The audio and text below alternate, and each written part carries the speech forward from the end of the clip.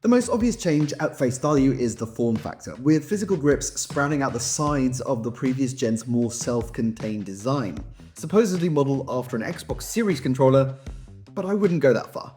The seat angle isn't quite as comfortable as a dedicated controller, but I do think it's a marked improvement, especially for longer gaming sessions, with that positive instead of negative geometry helping reduce wrist fatigue. It also meant I just didn't notice the heavier weight as much as I thought I would. But the trade-off is an even longer handheld than before, making it a little less portable. Aside from inexplicably flipping the menu buttons, the rest of the hardware placement is otherwise the same as on the previous Ally X, and that's generally no bad thing.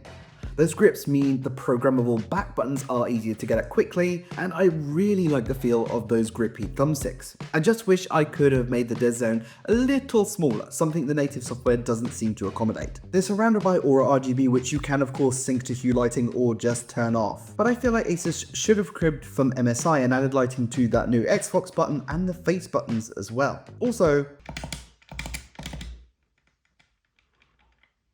there's too much wiggle and travel for my liking, and I also don't think I love the original Game Boy Burgundy across all 4 buttons. It's less distinct and glanceable than on the previous model. Hopefully though, they can tighten all that up on the ROG Xbox Ally Series X, or whatever terrible name they're going to come up with next.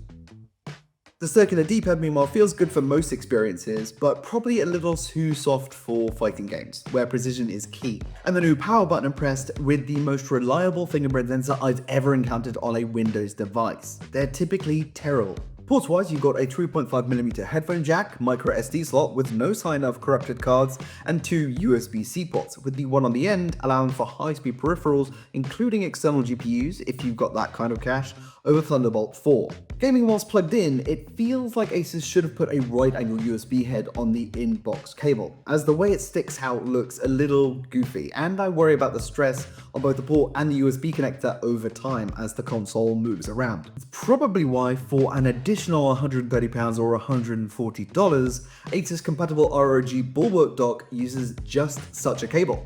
What a coincidence. For the money, whilst I like the new ergonomics, the finish feels a little cheap. The contrasting ROG Xbox lettering across the face is cool, but maybe some Microsoft Surface-inspired magnesium alloy would have upped the premium factor a little bit more. And a kickstand and a trackpad would have really tied up the usability too. That said, it does feel impressively solid with zero flex or creak in my time with it.